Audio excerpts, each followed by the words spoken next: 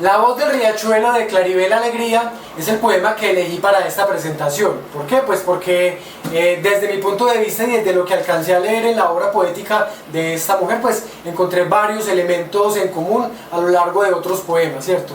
Uno de ellos es, por ejemplo, el tema de la nostalgia.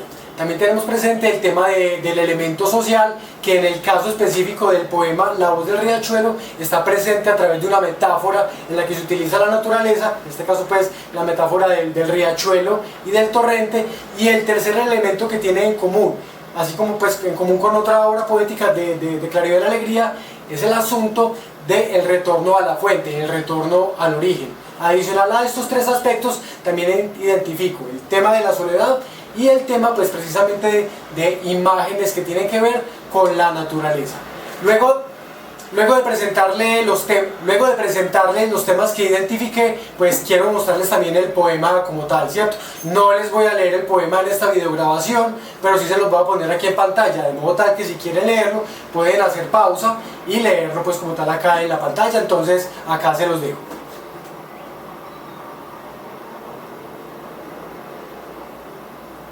Adicional al poema La voz del riachuelo, también les voy a compartir estos otros tres poemas que también son de la autoría de Claribel Alegría. El primero es Autorretrato, y lo mismo, si quieren leerlo por completo, pues les recomiendo que le den pausa al video, lo leen y luego continuaremos pues con esta videograbación. Entonces acá el primer poema, que es Autorretrato.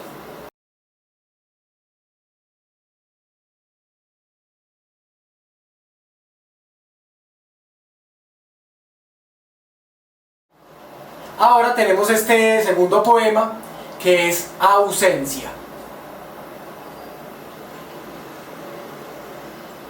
Y por último tenemos el poeta Sueño, que está presente en el libro Sobrevivo, que fue el ganador del premio de poesía de Casa de las Américas en el año de 1978. Entonces ese también se lo dejo acá pues en pantalla, ahí lo tienen.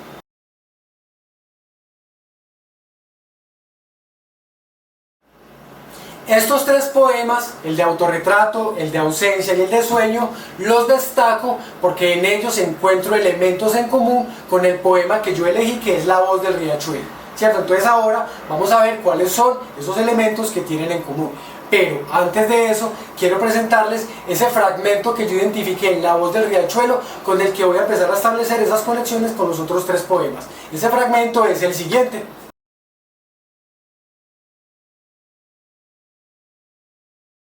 ¿Cierto? En ese fragmento que identifiqué pues está ese retorno al mar, ¿cierto? El retorno al mar implica que no solamente somos nosotros los que retornamos al mar, o sea, no solamente soy yo, pues ese yo en singular que se presenta ahí, sino que también es ese nosotros poético que está presentado en el poema. Y eso es evidente cuando se habla de la voz del riachuelo, que es la que baja desde la montaña hasta el mar, pero el riachuelo también enuncia que hay un torrente que es más bulloso, que estalla más, que hace más bulla que el riachuelo, y ese torrente también está buscando el río para dispersarse en el río, para luego dispersarse en el mar. Entonces es ahí donde queda en evidencia esa metáfora de lo social a partir de las imágenes de la naturaleza, ¿cierto? Porque por un lado está el reconocimiento del yo en la voz del riachuelo, también está el reconocimiento del otro en esa posible o hipotética voz de la voz de ese torrente que está presente en el poema, ¿cierto? Y finalmente tanto el riachuelo como el torrente van hacia el mar, ¿cierto? Entonces ese es el primer elemento. Y lo otro es que ya uno se preguntaría por qué desde la escritura del poema, desde la creación de este poema, por qué se decide o se opta por la voz del riachuelo y no por la voz del torrente. Pues porque la elección de la voz del riachuelo es la elección de la voz de la sutileza, es la elección de la voz del silencio. ¿Cierto? Entonces la elección de la voz del riachuelo es la elección de la voz de la sutileza, la elección de la voz del silencio. Mientras que si se hubiese elegido la voz del torrente para para como tal representar este poema, pues hubiese sido más bien la voz del estallido, la voz del choque, una voz más ruidosa, una voz más fuerte, ¿cierto? Entonces también interesante preguntarse por qué en este poema pues es precisamente la voz de la sutileza, ¿cierto? Y yo creo que pues hay allí también un sentido más profundo, ¿cierto? Entonces ese es el elemento que quiero destacar ahí. Pero entonces cuando nosotros juntamos este poema con este otro que es el de ausencia, que es el que está por acá,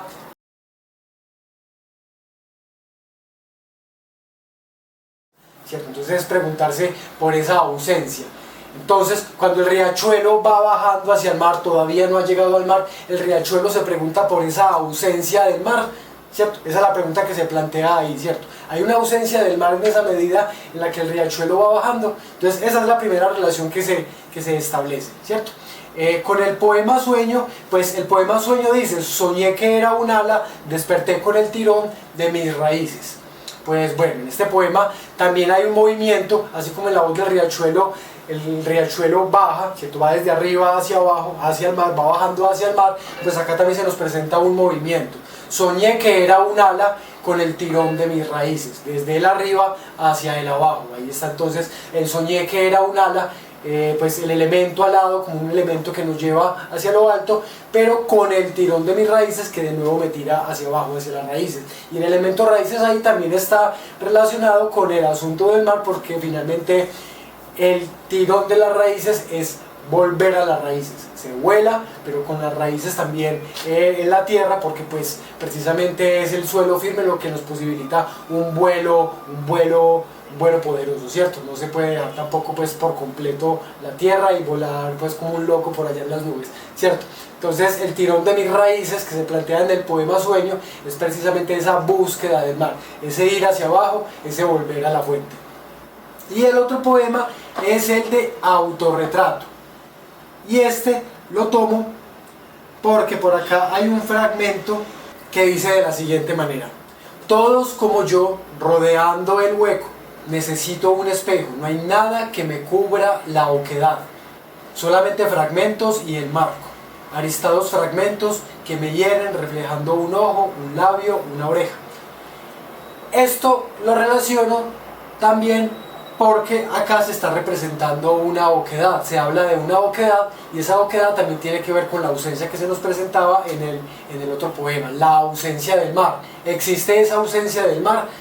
Para el riachuelo hay una ausencia del mar. Entonces, al relacionarlo con esta oquedad que se nos presenta acá, pues también se está dejando en evidencia ese vacío, ¿cierto? Ese vacío, ese hueco, esa ausencia, esa oquedad, y precisamente cómo es desde el retorno hacia el mar que se puede lograr esa satisfacción de ese vacío, ¿cierto? Como llenar ese vacío, o pues como el retorno a las raíces, como el retorno al mar, como el retorno a la fuente, pues también significa un completarse a uno mismo y pues no sentir ese vacío que a veces es tan fuerte.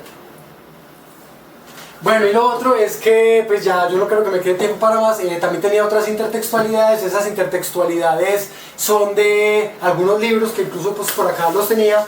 Así voy a hacer al estilo vendedor de libros. La primera intertextualidad que identifiqué es con estas dos obras. Pues acá esta es La tejedora de coronas de Germán Espinosa. Por acá esta es de Alejandra Pizarnik, La condesa sangrienta. Intertextualidades por el tema de los espejos, ¿cierto? El espejo como el reflejo de uno mismo, pero también como el reflejo de la ausencia.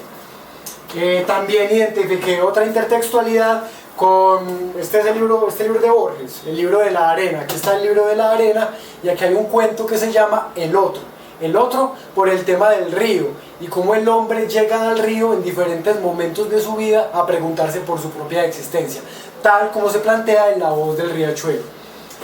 Por acá también identifiqué una intertextualidad también por el tema de los reflejos y de los espejos, con los sonetos a Orfeo, que aquí hay pues varios poemas que nos hablan por ese lado de la naturaleza, del madurar, del crecer, como un movimiento natural al que todos estamos llamados, pero también el tema de los espejos pues como un reflejo de uno mismo y un reflejo del arte como tal, ¿cierto? Y el último intertextualidad que identifiqué fue con este libro, que la verdad es como la más poderosa de todas. Este libro se llama La grieta, y es de Doris Lessing. Esto lo escribió pues Doris Lessing, y es intertextualidad porque si viene de La voz del riachuelo se plantea el juego del riachuelo, el torrente y el mar. En el libro de Doris Lessing de La grieta se nos plantea un juego entre lo masculino y lo femenino, pues a grandes rasgos, un juego entre lo masculino y lo femenino en que lo femenino está representado por el mar y los ríos están representados por el hombre. Lo dije al contrario, o sea, lo femenino por el mar y lo masculino por los ríos, ¿cierto? Entonces eso está planteado en este libro. Entonces es interesante coger esas imágenes y preguntarse cómo el hombre, ¿cierto?, siendo como la voz del riachuelo, en ese deseo suyo por dispersarse en el mar, en ese retorno a sí mismo, encuentra esa parte de su feminidad. Entonces, simplemente voy a enunciar en otra imagen estas intertextualidades que encontré acá. Y ya pues, no sé, si quieren las conversamos en clase, más bien que no creo que el tiempo me dé para más, pues al menos acá en esta videograbación. Entonces, pues muchas gracias por prestarme atención, por aguantarme todo este rato y chao, nos vemos en clase.